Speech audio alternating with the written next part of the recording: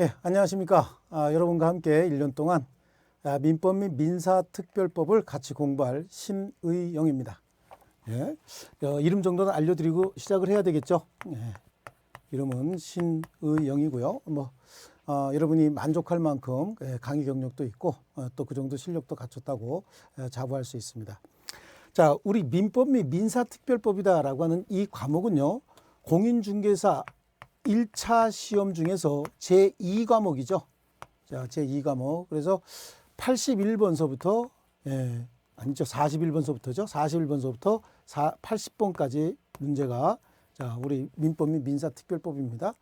말 그대로 민법과 그 다음에 민사특별법, 그냥 줄여서 민특법이다. 이렇게 말씀을 드릴게요. 그래서 민사특별법 5개 정도가 이제 출제가 되는 거죠. 자, 민법에는 전 분야가 출제가 되는 게 아닙니다. 총칙에 약 한 쉬운 4개 정도, 조문 정도 총칙에서 나오고, 그 다음에 물권법과 채권법 이렇게 좀 나와서 좀 더 여기서 좀 더 설명을 드리겠지만, 여기서 34문제가 출제가 되고, 여기서 6문항 정도가 출제가 되는데, 사실 이거 과목만 많지 요거는 굉장히 간단합니다. 여기는 누구나가 다 한 4문제에서 5문제 정도는 맞힐 수 있을 정도로 이제 시험이 출제가 돼요. 그다지 어려운 내용이 많지 않다라고 하는 거고요. 그래서 요 부분보다는 이제 여기에 집중을 해야 되고, 실제로 여기서 있는 것처럼 이렇게 물권과 채권법, 우리 채권법 중에서 우린 계약법 정도만 시험을 보는데요. 이게 다 우리 시험 범위는 아니죠. 그래서 그런 부분들 하나하나씩 우리 봐가면서 공부를 시작하겠습니다. 자, 일단은 여러분이 지금 가지고 계신 아마 프린트물로 이렇게 받으신 이 교재는 그냥 입문서예요. 기초 입문서로 해서 전체적으로 민법이 어떻게 구성되어 있고 우리가 공부해야 되는 부분이 어딘가라고 하는 부분을 좀 더 포괄적으로 살펴보기 위해서 만든 교재이기 때문에 주교재 기본서는 아마 별도로 나올 겁니다. 이제 곧 나오겠죠. 그래서 이 강의는 한 10강 정도, 10강 내외로 지금 생각을 하고 있습니다. 그래서 이 교재 가지고 10강 정도 시작하겠습니다. 자, 우리 교재 이제 1페이지 한부터 보겠습니다. 거기 이제 표도 잘 나와 있죠. 자, 민법도 법입니다. 법. 이 법이라고 하는 건 삼수변에 갈 것자죠. 이 법이라고 하는 건 물수자. 그래서 이거는 물이 흘러간다라고 하는 의미의 삼수변에 갈 것자다라고 해서 물이 흘러가는 이치. 이거는 자연의 가장 기본적인 섭리를 물이 흘러가는 이치다 이렇게 얘기를 해요. 그래서 이걸 법이라고 한다라고 하는데 이 법은요. 로마 시대 이후에 그래요. 그리스 로마 시대가 우리 인간의 문명이 가장 많이 획기적으로 발달했던 시대다라고 해서 그리스 로마 이렇게 많이 하고 그때 이제 르네상스라고 하는 문예 부흥이 일어나게 되는 거죠. 그래서 문학이나 사회과학적으로 많이 발달했던 건 우리 그리스 로마 시대고 자연과학이 획기적이 폭발적으로 발달했던 건 이제 산업혁명 시대다 이렇게 볼 수 있는데요. 자, 그때부터 이 법이라고 하는 건 공법과 사법으로 이렇게 나누었습니다. 이 공법이라고 하는 건 공공질서 및 사회 안정을 위해서 만들어 놓은 법이라고 보시면 되죠. 이 공법은요, 국가와 국민이 있을 때, 이제 국가가 밑에 있죠. 국가와 국민이 있을 때 하위 개념인 국가가 국민을 규제하기 위한 법이다라고 얘기를 해요. 그래서 하위 개념인 국가가 국민을 규제하기 위해서 가장 필요한 게 뭐냐라고 하는 거죠. 법률 규정, 법규라고 하는 거죠. 이게 가장 중요한 것이다. 그래서 항상 법률 규정에 따라야 된다. 법률 규정이 없음에도 불구하고 권력을 가진 자가 자기 임의대로 국민을 규제하려고 들면 그건 이제 독재다라고 해서 나중에 이제 큰 문제가 또 생기기도 하죠. 자, 그러면 사법은 뭐냐는 얘기죠. 사법은 개인과 개인이, 여기서 개인을 갑이라고 하고 을이라고 한번 해볼게요. 개인과 개인이 거래할 때 필요한 법이 이제 사법이죠. 그 사법 중에서 가장 일반적인 법을 민법이다 이렇게 얘기를 합니다. 사법 중에 가장 일반적인 법. 그래서 일반적인 법이다라고 하는 건 사적인 거래관계 모두에 적용된다라고 하는 의미예요. 우리 앞으로 공부하면서 일반이다라고 하는 그런 의미가 굉장히 많이 나와요. 민법은 일반법이다라고 해서 모든 거래관계에 다 적용하기 위한 법이다. 이렇게 이해하시면 됩니다. 그래서 일반법이다. 여기서 앞으로도 일반적인 요건이다, 일반이다 이런 얘기가 나오면 모든 거래관계에 다 적용된다. 그런 의미를 가지고 있다. 이렇게 이해하시면 될 것 같습니다. 그래서 이 사법 중에서 개인과 개인이 재산을 거래할 때 적용하기 위한 사법 중에서 가장 일반적이고 가장 보편적으로 많이 적용되는 법이 민법이다. 그래서 민법은 일반법이고요. 사인과 사인이 뭘 거래하느냐? 뭘 거래할까요? 재산을 거래한다라고 하는 거죠. 이 재산을 거래하는 거예요. 그래서 사인갑이 사인을과 자기 재산을 거래할 거냐 말 거냐, 이거 어떻게 결정하냐? 개인적으로 자유의사에 따라서 결정을 한다. 그래요. 그래서 우리 사법관계에서는 가장 중요한 게 개인적인 자유로운 의사표시다. 그래서 법 규정도 물론 중요하지만 의사표시에 의해서 어떤 일이 벌어진다, 뭐 매수의 의사표시했다, 또는 뭐 부동산을 매도하겠다는 의사표시를 했다, 그 의사표시가 상대방에게 전달됐다, 이런 얘기가 굉장히 많이 나옵니다. 예, 그래서 개인의 자유로운 의사에 따른다라고 하는 거, 이건 이제 공부하시면서 이해하시겠죠.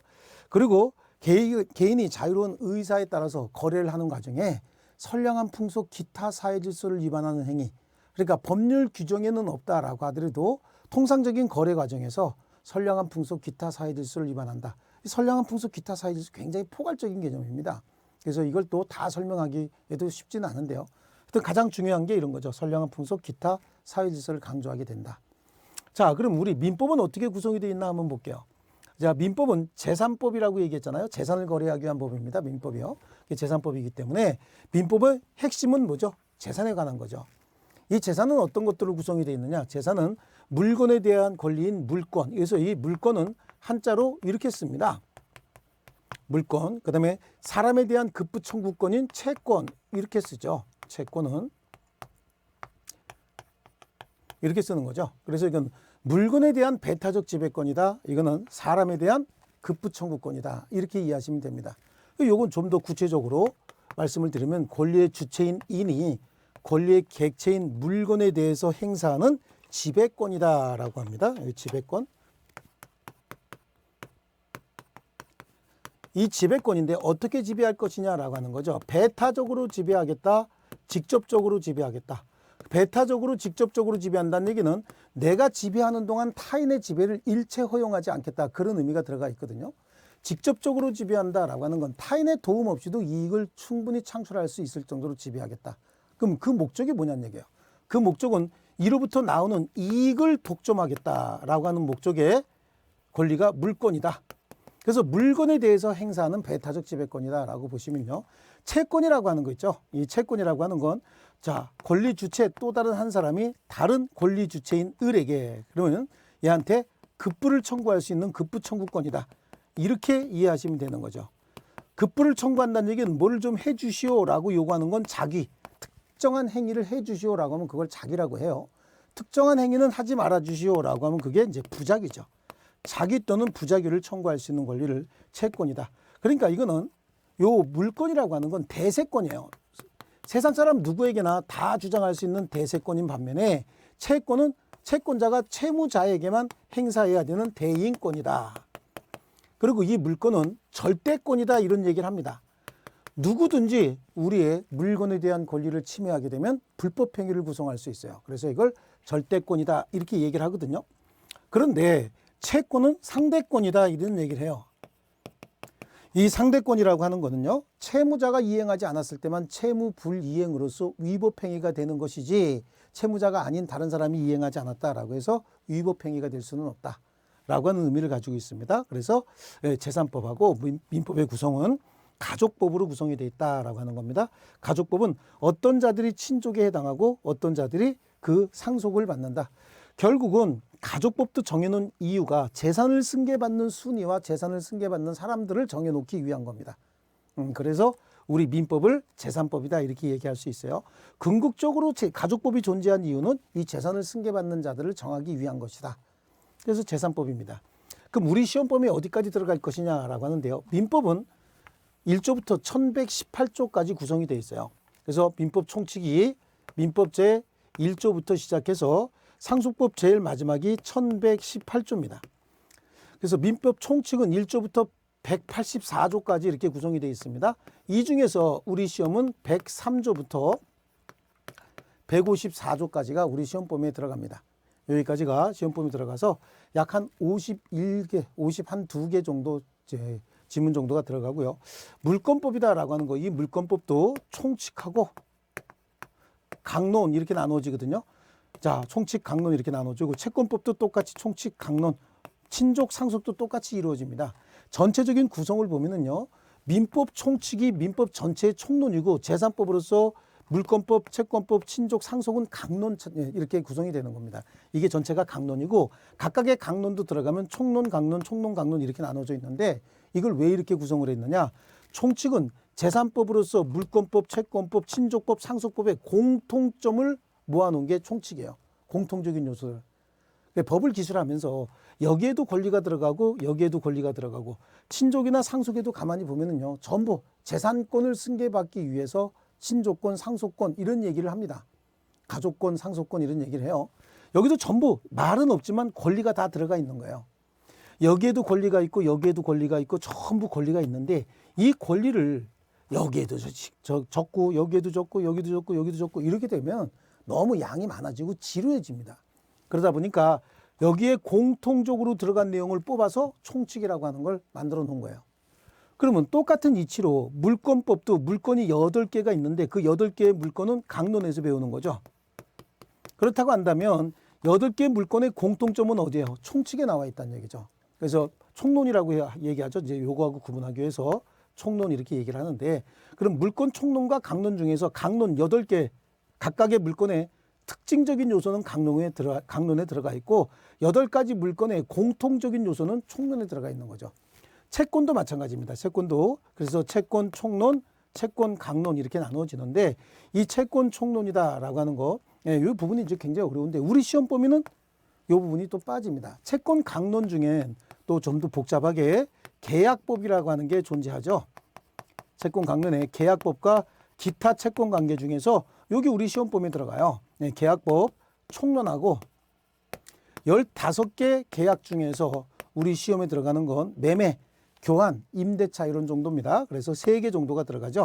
그래서 여기 우리 매매, 교환, 임대차 정도가 매매, 교환, 임대차 정도가 우리 시험 범위에 들어가는데 주로 시험의 내용은 요겁니다. 여기고요. 나머지 가족법은 우리 시험 범위에 들어가지 않습니다. 그냥 민법에 구성이 되어 있다라고 하더라도 우린 공인중개사가 돼서 사람들의 고객들의 재산을 거래할 때 우리가 필요한 거기 때문에 재산법까지만 시험 범위에 들어간다. 자, 이렇습니다. 그래서 이제 개략적으로 설명을 했고요. 자, 우리 교재로 한번 가보겠습니다. 교재. 요 표 내용이 교재에 지금 나오고 있고요. 거기 1번에 보니까 법은 공법과 사법으로 구분이 된다. 그래서 공법은 아까 설명드린 것처럼 국가가 우월한 공권력으로 사회 질서를 유지하기 위해서 공권력 행사의 근거를 정해놓은 법이다. 사법은 개인과 개인이 재산을 거래할 때 필요한 권리 의무 관계를 정해놓은 법을 사법이다 이렇게 얘기하고 그 사법 중에 일반법이 민법이다라고 얘기합니다. 사법 중에 일반법이다. 사법 중에 특별법도 있는데 그 특별법은 이제 상법이 특별법이다. 뭐 이런 정도로 보시면 됩니다. 더 이상 보실 거 없고요. 그다음에 특별사법이라고 다음 페이지에 나오죠. 이 페이지에 보면은 특별사법은 우리 시험 범위에 들어가는 이제 민사특별법 6개 중에서 6개도 그 특별사법에 들어가는 거예요. 주택임대차보호법, 상가건물임대차보호법도 있죠. 최근에 많이 문제 사회적으로 이슈가 되고 있는 거 아닙니까?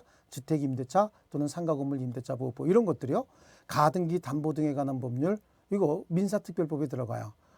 그렇죠? 그래서 부동산 실권리자 명의의 등기에 관한 법률 그다음에 집합건물의 소유 및 관리에 관한 법률 이렇게 이제 5개 정도가 우리 시험 범위에 들어가는데 그거는 이제 우리 기초 입문 과정에서는 그거는 건드리지 않고 어떤 내용이고 특별법으로 만들었다는 얘기는 어떤 특별한 목적을 가지고 만들었느냐라고 하는 정도만 할 겁니다. 자, 그리고 민법은 실체법이고 재산에 관한 권리다. 그 4번에 있는 내용이 이제 좀 개념을 우리가 정리해야 될 거죠. 그래서 민법은 재산에 관한 권리와 의무를 그 내용으로 한다. 그래서 사인과 사인 간의 재산 거래 시 필요한 것이 우리 민법이다. 그리고 이 페이지를 보면요. 민법의 구성은 어떻게 구성되어 있느냐. 이쪽을 지금 얘기하고 있는 겁니다. 민법의 구성은 총칙, 재산법으로서 물권, 채권, 가족법으로서 친족, 상속 이렇게 구성이 되어 있다. 라고 해서 민법 총칙도 또 184개 조문으로 이렇게 구성이 되어 있다고 말씀을 드렸잖아요.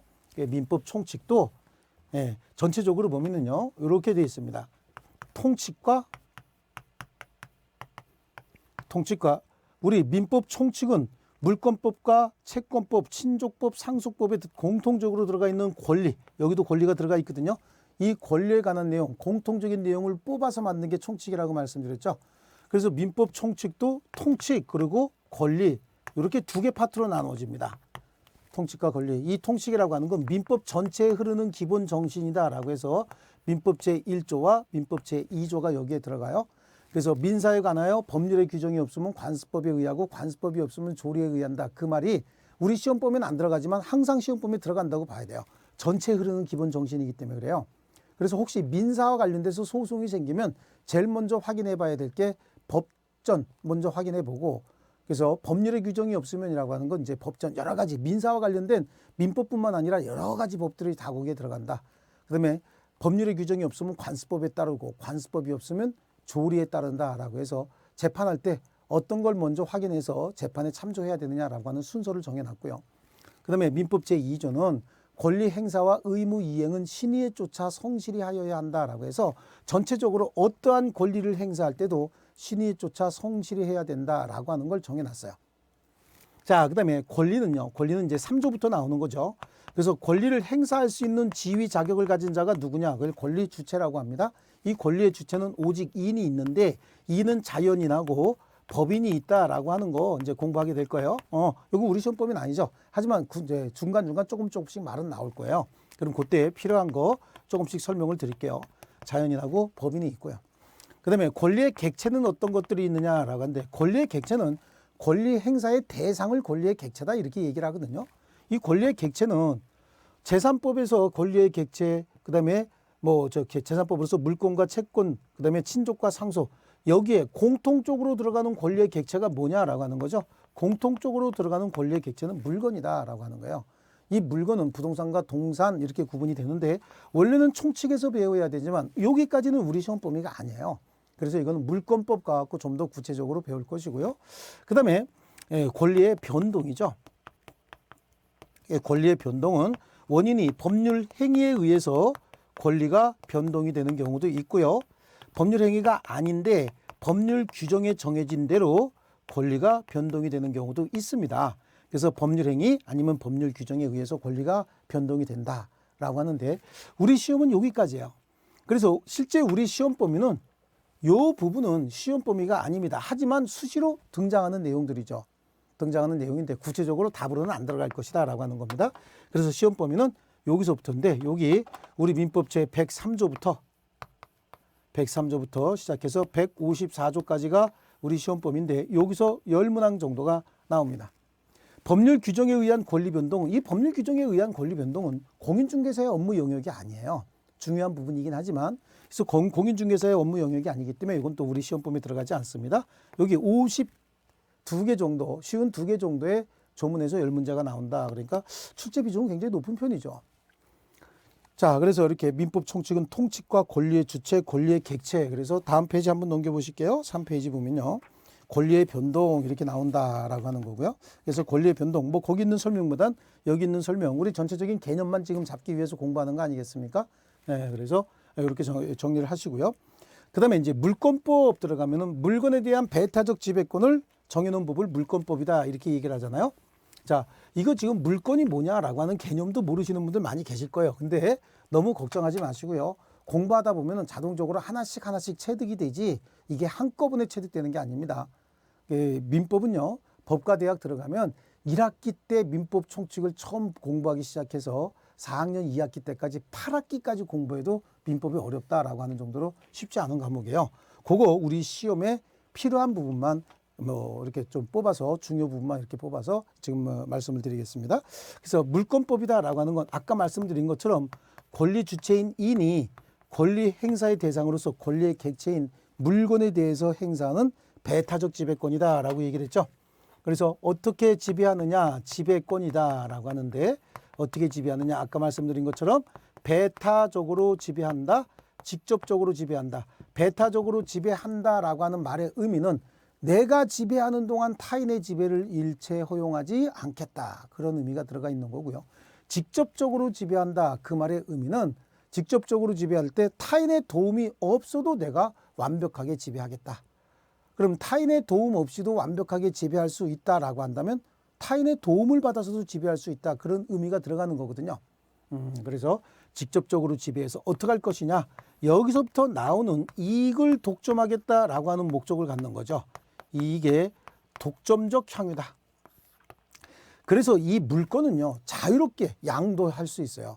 나 혼자 이익을 독점하기 때문에 양도도 굉장히 자유롭다라고 하는 겁니다. 그래서 자유롭게 양도도 할 수 있다. 그런 의미를 가지고 있고요. 그러다 보니까 이 물건은요, 세상 사람 누구에게나 다 주장할 수 있는 대세권이다, 이런 얘기를 해요. 쉽게 얘기하면요, 여러분이 물건을 하나 가지고 있다. 이 물건이 내 물건이다 라고 하면 내 물건을 가지고 누구에게나 이건 내 거니까 건드리지 마시오, 이건 내 거니까 사시오 라고 누구에게나 할 수 있는 그런 권리다라는 얘기죠. 그런데 이 내 물건을 어떤 사람이든 내 허락 없이 자기 마음대로 파손한다든지 자기 마음대로 자기가 가져가 버린다라고 하면 그게 뭐가 되는 거죠? 불법행위가 되는 겁니다. 그래서 대세권이고 세상 사람 누구에게나 다 주장할 수 있는 권리고 누구도 임의로 침해해서는 안 되는 절대권이다, 이런 얘기를 하는 겁니다. 그래서 물건의 특징이 이런 겁니다. 자, 그러면 이제 이 물건이라고 하는 건 어디서부터 시작할 것이냐, 이런 문제가 또 생길 수 있죠. 물건의 출발은 물건이라고 하는 거 부동산하고 동산이에요. 물건의 종류는 딱 부동산하고 동산입니다. 이 부동산과 동산에서 물권이 발생을 하는데 그 물권의 출발은 소유권인 거죠. 소유권입니다. 소유권은 자기 물건에 대한 사용, 수익, 처분권을 통틀어서 소유권이다, 이렇게 얘기를 합니다. 여태까지 나 이 물건에 대해서 소유권이 있습니다, 이 아파트에 대한 소유자는 납니다, 내가 소유권자입니다, 이런 얘기를 하면서 소유권이 그럼 뭘로 구성되어 있느냐, 어떤 내용이 소유권의 구체적인 내용이냐, 자, 그걸 보면 물건에 대한 사용 수익 그리고 처분 권능이다 라고 하는 거죠. 요거는 권능이라고 얘기해요. 권리의 세부적인 구성 요소들을 권능이다, 이렇게 얘기하거든요. 이 사용 수익 권능은 물건에 대한 이용 가치에 대한 지배권이고요. 처분 권능이다 라고 하는 건 물건의 교환 가치에 대한 지배권이다, 이렇게 얘기를 하죠. 그래서 이용 가치와 교환 가치를 모두 다 완벽하게 지배하는 이 소유권이라고 하는 거는요, 전면적 지배권이다 라고 얘기를 합니다. 전면적 지배권으로서 완전한 권리다. 그래서 스스로 소멸시에 걸리지 않는다, 그런 얘기는 나중에 하기로 합니다. 지금 너무 어려운 얘기하면 머리 아파요. 그래서 전면적 지배권이다, 물건에 대한 완전한 지배권이다, 그래서 완전한 권리다, 이렇게 얘기를 하는 거죠. 이때 이 이용 가치만 또는 교환 가치만 타인에게 양도할 수 있어요. 요거만 교환 가치만 양도할 수 있는데 일정한 가치를 양도하면서 상대방에게 권리를 만들어 줘야 되거든요. 그래서 그런 행위를 뭐라고 하냐면 설정한다, 이렇게 얘기를 하는 거예요. 그럼 설정해 주는 사람은 누구냐? 이용 가치를 제3자에게 설정을 해주면 용익 물건을 설정을 한다, 이런 얘기를 하거든요. 교환 가치를 타인에게 설정해 준다 그러면 담보 물건을 설정을 한다, 이런 얘기를 해요. 여기서 용익이다라고 하는 건 사용 수익을 줄여서 용익이다라고 하는 거 이해가 가는데 담보다라고 하는 거 이게 뭐냐는 얘기죠. 이 담보물, 담보물권, 이건 의미가 다 조금씩 달라요. 그래서 담보다라고 하는 개념은 채무 변제를 부담하는 보증이다라고 하는 겁니다. 그러니까 돈을 빌려오면서 언제 갚을 거야? 자, 다음 달까지 갚을게. 자, 다음 달에 못 갚으면 어떡할 텐데? 그랬더니 내 물건에 대해서 교환 가치에 대한 처분권을 너에게 설정해 줄 테니 혹시 내가 변제 기일에 변제 못하면 네가 매각행위를 통해서 임의로 변제해 가라 라고 하는 거죠. 그래서 채무 변제를 부담하는 보증을 상대방에게, 채권자에게 전달해 주는 겁니다. 채무 변제를 부담하는 보증을 물건으로 제시했으니까 담보물이라고 하는 거고, 그 담보물에 대한 처분권을 뭐라고 하냐면 담보물권이다, 이렇게 얘기하고 있는 겁니다. 그래서 용익물권은요, 세 가지로 나눠서 용익물권은 토지에 대한 배타적 지배권을 지상권, 그 다음에 토지에 대한 비배타적 공용권을 지역권, 그 다음에 토지뿐만 아니라 건물에도 사용할 수 있는 사용수익권으로서 전세권, 요거는 한국에만 있는 물건이라고 합니다. 담보물권 세 가지가 있어요. 그래서 보통 물건에 대한 지배권, 유치권입니다. 유치권은 결연관계 있는 채권, 아주 소규모의 어떤 채권이 있을 때 그 채권을 변제받을 때까지 관계 있는 물건, 이 물건을 인도거절하고 점유할 수 있는 권리를 유치권이다. 좀 더 쉽게 얘기하면요, 자동차를 카센터에 갖다 맡겼다. 이제 카센터 사장님이 카센터에서 그 자동차 수리비 다 받을 때까지 자동차 인도 거절하고 계속 점유할 수 있는 권리, 이걸 유치권이라고 합니다. 채권 자체가 조금 유치하고 적은 금액이다, 뭐 이렇게 접근하는 것도 좀 편할 수는 있어요. 근데 그런 의미는 아닌 거죠. 예, 좀 더 배울 테고요. 그 다음에 질권이 있다라고 하는데, 질권은 동산에 대한 담보 물건이고요. 이 질권은 좀 더 쉽게 이해하려면 전당포에 가서 물건 맡기고 돈 의도하고 나중에 돈 가서 지출을 하고, 예, 돈을 변제하고 물건 찾아오고, 그런 과정을 질권을 설정하는 건데, 이 질권의 종류가 너무 많다 보니까 전당권이다라고 해서 전당포 영업에 관한 법률이 별도로 생긴 거예요. 그 전당포 영업을 할 때 그 물건을 담보로 잡고 돈 빌려주고 하는 걸 전부 다 질권 설정한다라고 얘기를 해요. 전당포에서 찾아볼 수 있는 거고요. 그 다음에 우리가 부동산 은행에다가 담보 맡기고 돈 빌려 쓰고 할 때 설정하는 게 뭐죠? 이 저당권인 겁니다. 그래서 물권의 출발은 소유권에서 시작을 합니다. 소유권에서 시작을 해갖고 지상권, 지역권, 전세권, 유치권, 질권, 저당권 이렇게 얘기를 하죠. 그러면 소유자가 자기의 권리를 타인에게 사용 수익하도록 설정을 해줬다. 소유자가 자기의 권리를 타인이 행사할 수 있도록, 처분행위할 수 있도록 설정해줬다. 그래서 이걸 용익물권, 담보물권 그러고, 용익물권이나 담보물권자가 있을 때는 소유권자의 소유권 행사를 제한할 수 있어요. 그래서 얘네들을 통틀어서 제한물권이다 이렇게 얘기를 하는 겁니다. 자, 이제 그래서 소유권의 일부 권능들 이렇게 한번 나열해 봤는데요. 자, 그러다가 제일 나중에 생긴 개념이 하나 있는데 그게 점유권인 거예요. 이 점유권이다라고 하는 거예요. 나중에 하나 생겼어요. 이 점유권은 어떤 물건에 대한 사실상 지배 상태가 있으면 그 사실상 지배 상태를 권리로 인정해 준 걸 점유권이다 이렇게 이야기합니다. 자, 그러면 물건을 한번 나열해 볼게요. 제가 설명을 하면서 물건 강론이 8개가 있다 이렇게 얘기했잖아요. 그러면 한번 해볼게요. 소유권, 지상권, 전세권, 지역권, 저당권, 질권, 유치권, 그리고 점유권, 제일 나중에 생긴 점유권이 있다라고 얘기합니다. 점유권은 어떤 물건에 대한 사실상 지배 상태를 권리로 인정한 것이다 이렇게 말씀을 드렸죠. 그래서 이 점유권까지 있다. 그냥 암기하게 되면 이렇게 3개씩 묶어갖고, 이거 너무 위로 묶을까요? 이렇게 묶어서 이렇게 묶을게요. 그럼 이걸 뭐라고 그랬죠? 용익물권이라고 했고, 이걸 담보물권이라고 했잖아요. 얘네들을 통틀어서 뭐라고 얘기하냐면 소유권으로부터 발생했다, 본질적인 물건이다라고 해서 이걸 본권이다 이렇게 이야기합니다. 본권이라고 얘기하고, 그래서 전체적으로 물건을 구분할 때는 본권과 어떻게 해요? 점유권으로 나눠요. 점유권은 점유권 하나밖에 없으니까 특별히 나눌 건 없고, 본권의 출발은 소유권에서 시작합니다. 그래서 소유권을 제한할 수 있는 요 제한 물권도 또 이렇게 있다라고 해서 암기는 이렇게 할게요. 소지, 전지, 저질, 유점. 그래서 이건 뭐 소지 누구, 전지 누구는 저질이다, 얼굴에 점 있다. 얼굴에 점 있어서 저질이면 제가 상저질이죠. 그냥 암기하기 쉽게 하기 위해서 조금, 이건 암기 대상도 아니고 자동적으로 알게 돼요. 나중에 자동적으로 알게 되는데 처음 시작할 때 그냥 간단하게 암기하고 시작하면 접근이 조금 편할 수 있어요. 네, 그래서 그냥 힘드시면 암기 안 하셔도 되고요. 필요하니까 암기할 필요도 있다.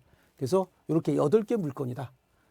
그래서 물권법은 이렇게 구성되어 있다라고 해서 물권법의 편성, 우리 책으로 가면요. 물권법, 그래서 물권은 물건에 대한 배타적이고 직접적인 지배권을 의미한다. 절대권이고 대세권이다라고 하는 거고요.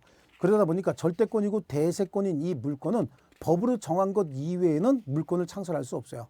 절대적이고 대세권을 자기 마음대로 창설해낼 수는 없거든요. 그래서 물권 법정주의가 적용이 되고, 물권 법정주의 원칙상 법률 규정에 의해서만 물권이 만들어지기 때문에 물권법의 대부분 규정, 전부는 아니에요. 대부분 규정은 강행 규정을 한다.